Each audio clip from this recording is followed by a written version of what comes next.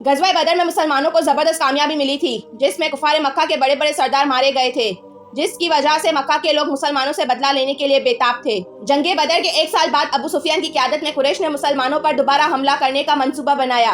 कुरैश की इस फौज में 3000 सिपाही, 200 घोड़े और 700 ज़रापोश जंगजू शामिल थे। रसूल अल्लाह सल्लल्लाहु अलैहि वसल्लम को कुफार की फौज की पेशकदमी की खबर मिली तो आप सल्लल्लाहु अलैहि वसल्लम ने सहाबा कराम से मशवरा किया कि आया मदीने में रहकर दिफा किया जाए या बाहर निकलकर मुकाबला किया जाए। कुछ सहाबा ने मदीना में रहकर दिफा करने का मशवरा दिया, जबकि कुछ नौजवानों ने बाहर निकलकर जंग करने की ख्वाहिश जाहिर की। आखिरकार आप सल्लल्लाहु अलैहि वसल्लम ने ओहद के मुकाम पर जाकर जंग करने का फैसला किया। रसूल अल्लाह सल्लल्लाहु अलैहि वसल्लम ने 700 मुजाहिदीन के साथ मैदान में कदम रखा और एक पहाड़ी दर्रे पर 50 तीरंदाजों को मुकर्रर किया और इन्हें सख्ती से हुक्म दिया कि वो अपनी जगह ना छोड़ें, चाहे कुछ भी हो जाए। जंग शुरू हुई तो इब्तिदा में मुसलमानों को बढ़तरी हासिल हुई और कुफार मक्का को पसपाई का सामना करना पड़ा।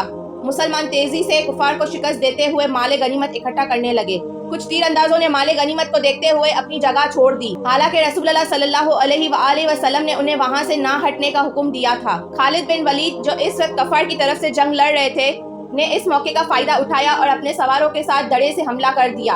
इस गैर मुतविका हमले की वजह से मुसलमानों में अफरा तफरी मच गई और कफार दोबारा हमला आवर हो गए। इस हमले के दौरान रसूल अल्लाह सल्लल्लाहु अलैहि वसल्लम भी जख्मी हो गए। आप सल्लल्लाहु अलैहि वसल्लम के दान शहीद हुए और चेहरा मुबारक जख्मी हुआ।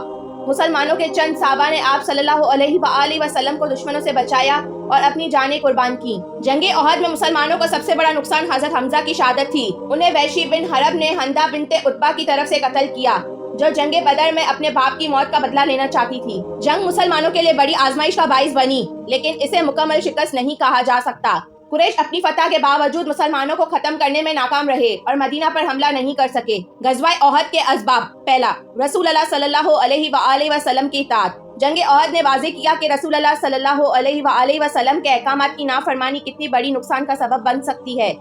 तीरंदाजों की नाफरमानी ने मुसलमानों की फतह को शिकस्त में बदल दिया। दूसरा, सब्र और ईमान।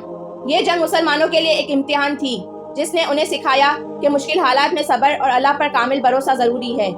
तीसरा, इत्तेहाद की अहमियत। मुसलमानों के इत्तेहाद में दरारें डालने की कोशिशें और दाखिली गलतियां दुश्मन को फायदा पहुंचा सकती हैं। गज़वा ओहद इस्लामी तारीख का एक इंतहाई अहम और दर्स आमोज वाक़या है, जिसने मुसलमानों को नज़्म ज़ब्त, इस्तिकामत और रसूल अल्लाह सल्लल्लाहु अलैहि वसल्लम की क़यादत में कामिल इत्तेहाद का दर्स दिया।